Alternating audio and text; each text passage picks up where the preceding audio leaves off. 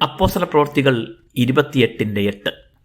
പൗലോസ് അവൻ്റെ അടുക്കൽ അകത്ത് ചെന്ന് പ്രാർത്ഥിച്ച് അവൻ്റെ മേൽ കൈവച്ച് സൗഖ്യം വരുത്തി.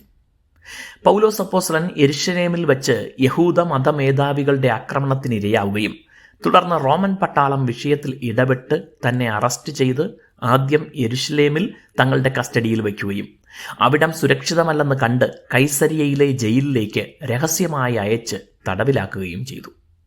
ഏറെക്കാലത്തെ വാദപ്രതിവാദങ്ങൾക്ക് ശേഷം തീരുമാനം വൈകുന്നെന്ന് മനസ്സിലാക്കിയപ്പോൾ തൻ്റെ ന്യായവാദം അവതരിപ്പിക്കേണ്ടതിന് അവിടുത്തെ ഏറ്റവും ഉയർന്ന കോടതി കൂടെയായ റോമിലെ കൈസർക്ക് അപ്പീൽ നൽകുകയും ചെയ്തു. അങ്ങനെ കൈസരിയയിൽ നിന്ന് പൗലോസ് ഉൾപ്പെടെ കുറേ തടവുകാരും മറ്റ് യാത്രക്കാരുമായി റോമിലേക്ക് യാത്ര തിരിച്ച കപ്പലിൻ്റെ യാത്രാമധ്യേ നടക്കുന്ന സംഭവങ്ങളാണ് വിവരിക്കുന്നത്.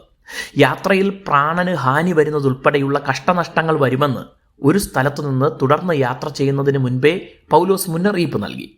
യാത്ര കുറച്ച് വൈകിപ്പിച്ച് അത് സംഭവിക്കാതിരിക്കാൻ ശ്രമിക്കണമെന്നായിരുന്നു മുന്നറിയിപ്പിൻ്റെ ഉദ്ദേശ്യം.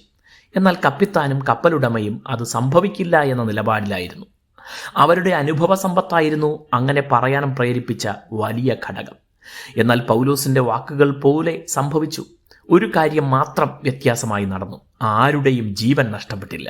അതിൻ്റെ കാരണം പൗലോസ് അവർക്കായി പ്രാർത്ഥിച്ചതിൻ്റെ മറുപടിയായി ദൈവം സംരക്ഷിച്ചതായിരുന്നു. കപ്പൽ മുഴുവൻ തകർന്ന് പരിചിതമല്ലാത്തൊരു ദ്വീപിലെത്തിച്ചേർന്ന അവർ അവിടെയും ദൈവത്തിൻ്റെ കരുതൽ അനുഭവിച്ചു. ആ ദ്വീപുവാസികൾ അവർക്ക് ആഹാരം നൽകി തീ കൂട്ടി തണുപ്പിൽ നിന്ന് സംരക്ഷിച്ചു. തുടർന്ന് ആ ദ്വീപ് പ്രമാണി അവരെ 3 ദിവസം സൽക്കരിച്ചു. ആ വേളയിലാണ് പൗലോസ് അദ്ദേഹത്തിൻ്റെ പിതാവിന് വേണ്ടി പ്രാർത്ഥിച്ചതും ദൈവം സൗഖ്യമാക്കിയതും. അത് ആ ദ്വീപിലെ മറ്റനേകർ കടന്നു വന്ന് പ്രാർത്ഥിച്ച് യേശുവിലുള്ള വിശ്വാസത്താൽ സൗഖ്യം പ്രാപിക്കാൻ മുഖാന്തരമായി.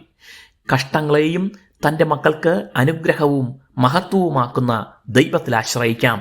ദൈവം നിങ്ങളെ അനുഗ്രഹിക്കട്ടെ.